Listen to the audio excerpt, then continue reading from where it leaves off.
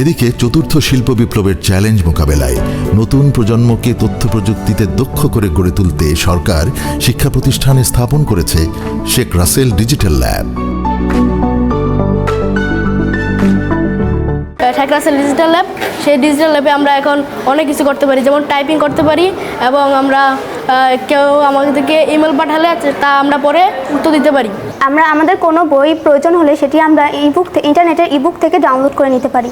এছাড়াও আমরা বিভিন্ন গল্পের বইও নামাতে পারি। এই ল্যাব ছাত্রছাত্রীদের তথ্য প্রযুক্তি ক্ষেত্রে দক্ষতা ও সক্ষমতা বৃদ্ধি এবং দক্ষ মানব সম্পদ তৈরিতে অগ্রণী ভূমিকা রাখছে।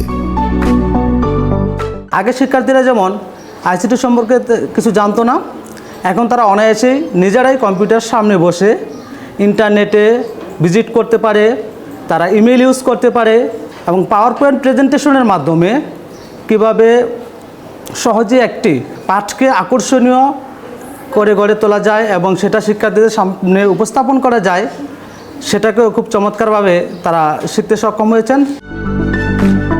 ছাত্রছাত্রীদের বই পড়ার প্রতি আগ্রহী করে তুলতে ডামুড্যা উপজেলার কনেশ্বর এসসি এডওয়ার্ড ইনস্টিটিউশনে গড়ে তোলা হয়েছে আধুনিক খোদা বক্স মেমোরিয়াল লাইব্রেরি।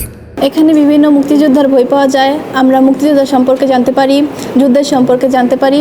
এই লাইব্রেরি দেওয়ার কারণে আমাদের নানাভাবে উপকার হয়েছে। এই লাইব্রেরিতে এসে আমরা অবসর টাইমে বই পড়তে পারি। রবীন্দ্রনাথ ঠাকুর, কাজী নজরুল ইসলাম, বিভিন্ন ধরনের জ্ঞান অর্জন করতে পারি।